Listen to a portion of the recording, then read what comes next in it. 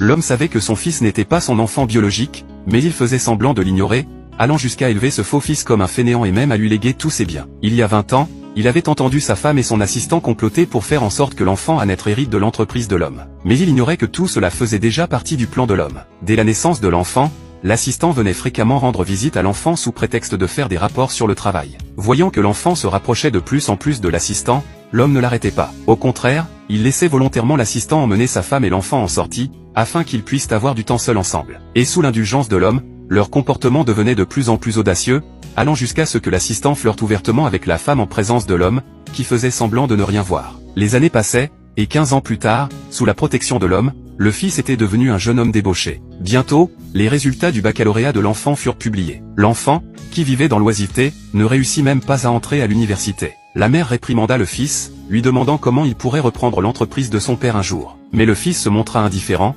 répondant « Nous avons assez d'argent, on n'a qu'à acheter un diplôme ». Après avoir entendu cela, l'homme répondit « Ce n'est rien, envoyons-le à l'étranger pour se perfectionner. Lorsqu'il reviendra, il pourra directement prendre la tête de l'entreprise ». L'assistant et la femme, voyant que leur plan allait bientôt aboutir, étaient ravis. L'enfant fut rapidement envoyé à l'étranger. 4 ans plus tard, après avoir terminé ses études à l'étranger, l'enfant revint. L'homme, pressé, organisa une grande conférence de presse. Ce jour-là, les élites du monde des affaires se réunirent, tous attendant la cérémonie de transfert de l'entreprise. L'homme remit la présidence de l'entreprise à son fils, mais juste après avoir signé l'accord, la femme et l'amant ne purent plus dissimuler leur vrai visage. L'amant sortit un test de paternité, affirmant qu'il était le véritable père biologique de l'enfant. Tout le monde fut stupéfait, et l'homme fit semblant d'être choqué, regardant l'enfant, incapable de croire ce qu'il voyait. À ce moment-là, la femme lança le contrat de divorce devant l'homme. Tout le monde dans la salle était indigné. L'homme avait sacrifié tant de choses pour cet enfant, et voilà comment il était récompensé. Mais personne ne savait que tout cela faisait partie du plan minutieusement préparé par l'homme.